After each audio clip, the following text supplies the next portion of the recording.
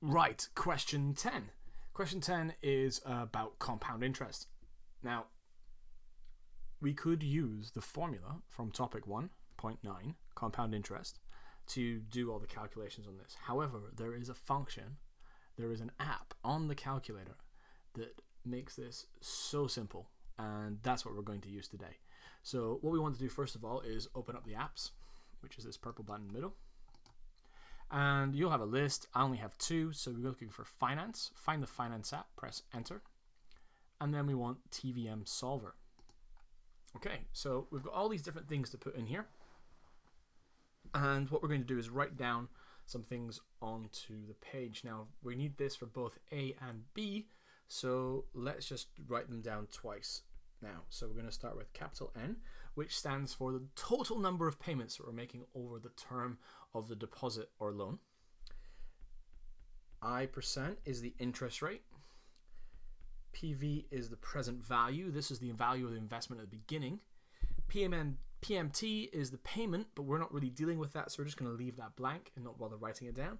We've got FV, which is the future value. This is the value at the end of the investment. PY is payments per year, and CY is compounds per year. And we're going to do this for B as well.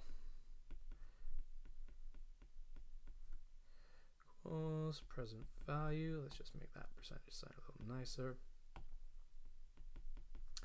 And this is the kind of working that you want to show on your page when you're doing this kind of question.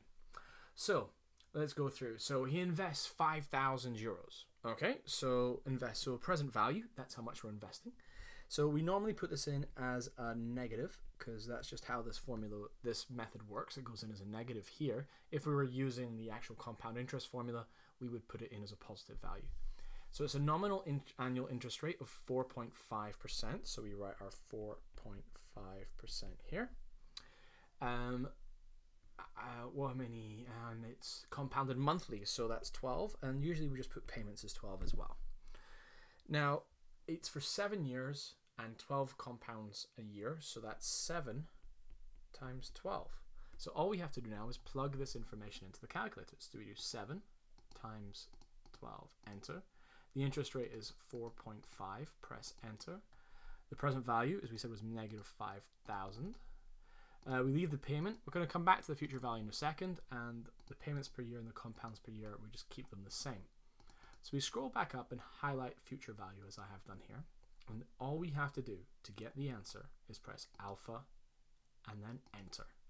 And look at that. The future value of this investment has now been found. So the future value is 6847.261. Now, it says give your answer to 2 decimal places.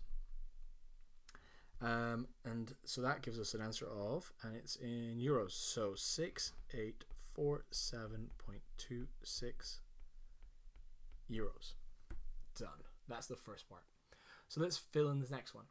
So she has $7,000 to invest. So present value is 7,000. A fixed deposit, which is compounded annually. So that's the payments and the compounds are going to be 1. And she wants to double her money after 10 years. So there's going to be 10 times 1 because there's only one payment per year. And we want to double our money, so we want 14,000 here. So let's fill all this information in, and you can see here that we're automatically working out the interest. And what does the question ask for? Calculate the minimum annual interest rate. So you see, using this, it just tells us what we have to do. It's fantastic. So we go up to here, and we're going to do 10 times 1, which is 10. We don't know what the interest rate is, so let's clear that. Let's just put a 0 in there. The present value is going to be 7,000. The future value is going to be 14,000. Whoops, I put that into the payment. Payment 0, future value is 14,000. So just be careful there. Make sure you put it in the right place. 14,000. And payments per year is 1. Compounds per year is 1. Okay. We go back up and go to the interest rate, and we just do the alpha enter again, and that will give us our answer. So alpha enter.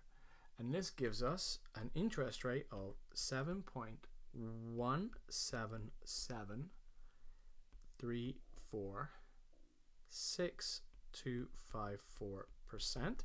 And if we do that to three significant figures, 7.18%. And that's all we had to do for question 10. Really nice and easy.